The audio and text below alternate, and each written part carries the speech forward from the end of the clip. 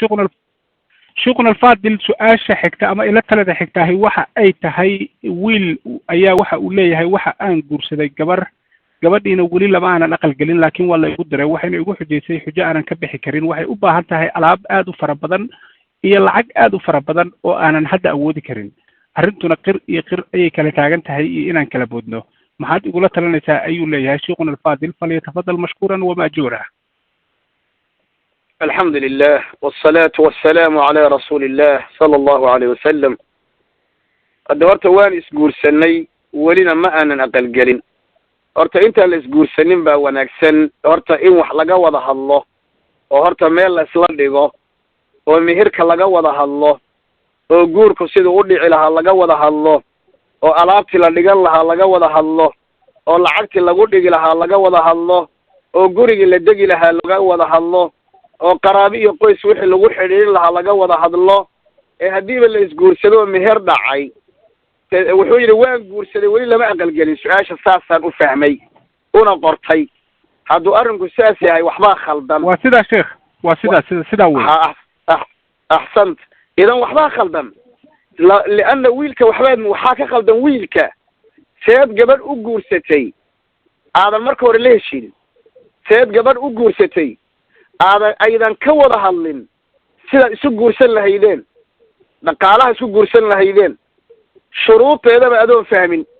waxay doonaysa adigoon fahmin waxay diidaysa adigoon fahmin seed u guursatay ani su-aashaasaan rabaa inaan wiilka aan dib ugu celiyo wuuna mahadsan yahay su-aashiisa laakiin su-aashaasaan dib ugu celinayaa sidaa daraaddeed masaladu xagga madaxay ka khaldan tahay masaladu hadday madaxa ka khaldayna gadaal lagama sixi karo saas daraaddeed hadda arrinta dhexdeed kaga jirtaa ma garan karo taladaan ku siiyo gabadhi waabad qabtaa gabadha haddaad dhihi lahayd sheekhow gabadhii wax walba dhamaysanay laakiin waxaan isku marila'nahay si aan wax u dhigan lahayn talaan ka bixin lahaa xataa aan gaadho iska daa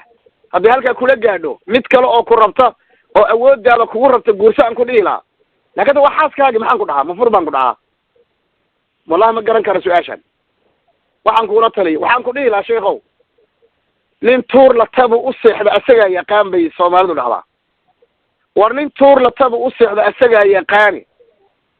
su-aasha saaad u soo qortay eed walaalaha ugu soo gudbisay saa hadday u tahay waxa weeye saad oga dabaalanahay adiga ku taal ha ku ciyaarin gabadha aduu haddaa faham xumadaada iyo jahliga kaa haysta reerka haddaabad awoodi weyda korka horeba inaad waxaa meel dhigato oo gabadhi oo mataqaana aad iska mehirsatay waxa weye hadda waa xaaskaagii adeer gabadha meel geyso horta taa waa mid gabadha waxaan dhihi lahaa gabadhay soo dhawow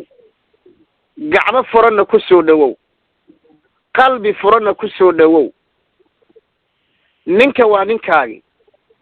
waana ku mehersaday oo waan isku kiin meheriyey waxaad doonayso eed u socotay ma alaaba ma xoola mise waxaad guursatay shaksi ka qaalisan xoolaha ka qaalisan alaabta ka qaalisan dhaqaalo oo dhan wax kastoo la sheego ka qaalisan ma ninka wax ka qaalisan maad garan inuu ku farax geliyo inuu kula qoslo inuu kula ciyaaro inuu nolosha kula qaybsado inuu wax kula cabo inuu meesha ardoonto kula maro inuu shahwadaada kula qaybsado inuu qabowga kula qaybsado inuu kuleel kula qaybsado arsaaqada wuxuu alla qorayna idinkoo caloosha hooyadiin ku jiraa baa la qoray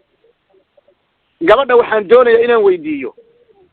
ma alaabbaad guursatay mise waxaad guursatay nin haddaad markii horeba dhihi weyday wariya maxaad ii dhigi doontaa intaad ii guursanin haddaad dhihi weyday ma haddoo meher kugu dhacdaad leedahay intaasoo xoola akeen hadduusa hayninna ma jirkiisaad ka jarjari ma jirkiisaad ka soo gogoyni caqliyayso shaydaankana iska naar zawjkaagana ateecoo maqal meeshuu ku dejistana la deg hadduu shardigiinu ahaa marka hore huteelaan kuu samayn waa baab gooni ah taa waa masale gooni oo ballantii kaaga baxay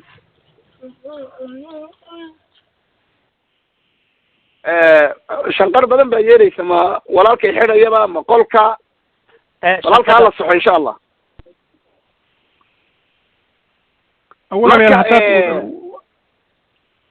تفضل شيخ ان شاء الله يدود ان شاء الله مودك قال والله ان شاء الله تعالى كور كان سو ديغا كوريا لو سو غلين ان شاء الله تعالى ان لسه متقانا والله ثانيga iyo muxtaar iyo ida waqع mooyaan shukran fawzan allah ku barakeeyo waxaan aad mataqaana u adkayn lahaa marka gabaray nin hadii ilaahay nin adaad jeclay ilaahay waa ku siiyay bismillah dheh waxaana aniga hadda abu talha ku sheegay wallahi oo waliba ilaahay kugu dhaarani inayna nafi ka baxaynin adduunyada aadan ka tagaynin adigoon dhamaysanin wixii ilaahay kuu qoray allahu akbar wixii ilaahay kuu qoray waa dhamaysan wallahi wixii alla kuu qoray dabcan ninkana kamid hadda intaan ogna sidaa daraadeed adduunyada aakhira kala badan reerkaaga dhaqan ku dhihi lahaa arsaaqadu ayada imaani oo lacagtu ayada imaani oo ninku shaqo wanaagsan buu heli oo adigana shaqo fiican baad heli oo guryo ayaad gadanaysaan oo baabuur baad gadanaysaan oo mataqaanaa waxaad jeceshiin dhamaad gadanaysaan bisharti ilaahay ugu xamdiya oo ilaahay ugu dhawaada tabaaraka wa tacaala marka ninka waxaan dhihi lahaa adeer gabadha dhaqo kana dhaadhici noloshaada gabadha waxaan dhihi lahaa adeer ninka waa ninkaaga dhaqo meeshuu ku dejistana la dego meeshuu ku dejistana la deg wallahu aclam walcilmu cinda allah ما شاء الله جزاك الله خير واحسن الله اليك وغفر الله ذنبك شيخنا الفاضل الله سبحانه وتعالى ذنبك ذنب والدك فهذا فالشيخنا الفاضل دين دقالها ولي كجرنا